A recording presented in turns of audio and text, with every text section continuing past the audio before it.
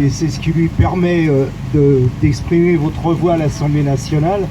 Nous n'avons pas d'écharpe tricolore, nous n'avons pas d'élus, mais c'est tout aussi important. Votre voix, nous la faisons entendre auprès de nos camarades de travail, auprès des autres travailleurs de France, qu'ils soient français ou étrangers, on s'en fout. On fait entendre vos revendications.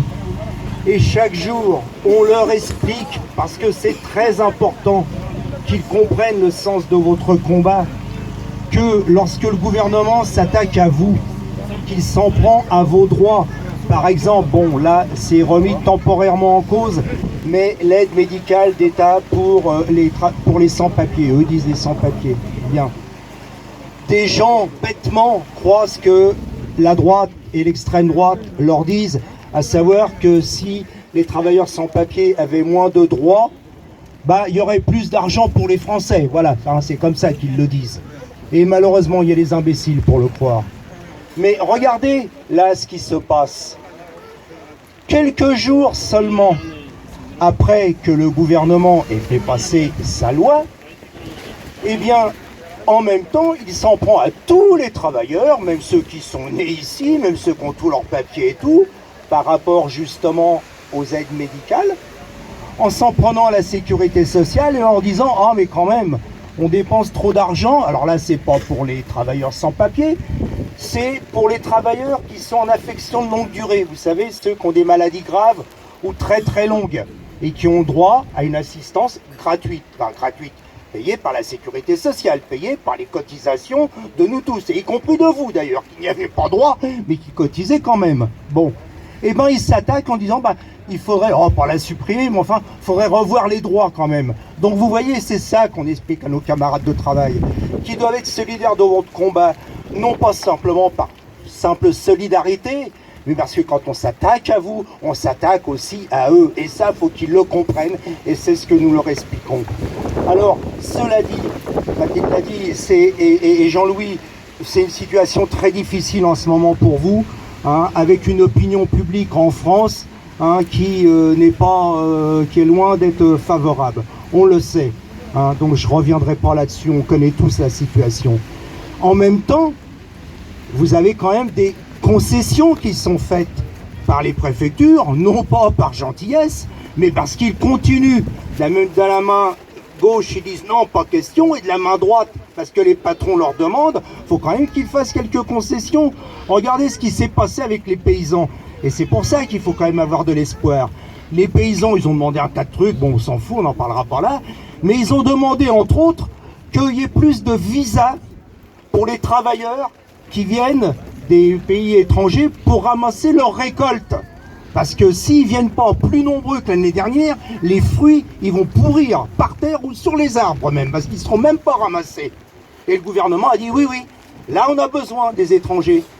Et tout à l'heure, tu faisais, référence au combat de Manouchian, des militants communistes étrangers, pendant la guerre. Mais Manouchian, maintenant on l'utilise. Là maintenant, ils se battaient pour la France, pour ceci. Non, ils se battaient contre le fascisme, ils se battaient pour les droits des travailleurs, essentiellement. On ne va pas lui faire dire ce que lui n'a pas dit. Mais en même temps qu'ils utilisaient, qu'on utilise 50 ans après le combat de Manouchian, ils utilisaient d'autres personnes qui, elles, étaient africaines.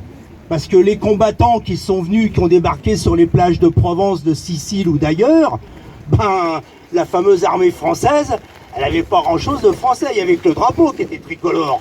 Parce que le reste, c'était notamment des travailleurs du Maghreb, des travailleurs africains, et même leur uniforme n'était pas français, c'est les Anglais qui leur avaient prêté. Alors ils ont bonne mine tous. Donc quand ils ont besoin de vous, là on sait se rappeler à votre bon souvenir. Et le reste du temps, on les vire. Comme les travailleurs qui vont venir là pour les récoltes, le gouvernement a bien dit, c'est des visas temporaires, mais quand vous aurez fini votre boulot, retour au pays, comme les colis de Chronopost, pareil, ils n'ont pas plus de respect, on est de la marchandise pour eux. Alors cela dit, eux, heureusement, ils pourront revenir, disons, tranquillement en autocar chez eux. Et ils sont revenus aussi en France en autocar. Malheureusement pour vous, c'est pas la même chose.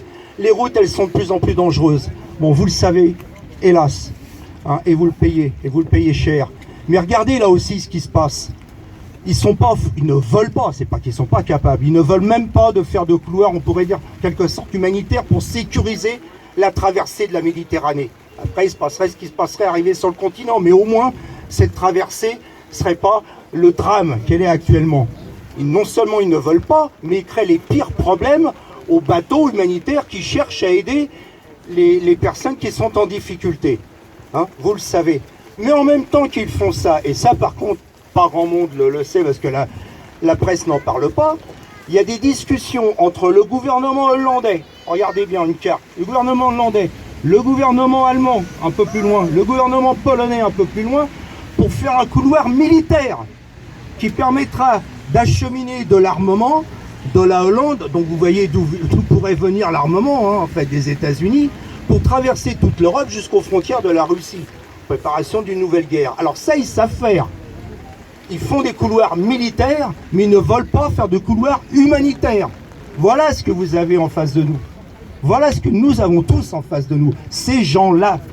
Alors, c'est pas étonnant que la lutte soit difficile. Hein. En même temps, vous le savez, c'est ce que nous expliquons chaque jour à nos camarades de travail qui sont des fois étonnés, je vous le dis, de voir votre résistance. Et ils ont du mal parce qu'ils ne sont pas prêts à en faire autant. On leur dit, mais vous étonnez pas les copains. S'ils font ça, c'est parce que eux, ils ont compris, vous avez compris, que de toute façon, hein, comme ça a été dit, c'est la lutte ou la résignation. La lutte, elle peut obtenir des concessions, même si on ne peut pas aller forcément toujours jusqu'à la victoire, alors que la résignation, c'est toujours la capitulation qui est derrière, et on n'a rien à en attendre de bon. Voilà pourquoi ils continuent à lutter. Alors, camarades, je tiens à vous le dire, pour nous, vous êtes une partie essentielle de la classe ouvrière de France, et c'est à ce titre que vous devez avoir les mêmes droits que tous les autres travailleurs, quelle que soit leur nationalité.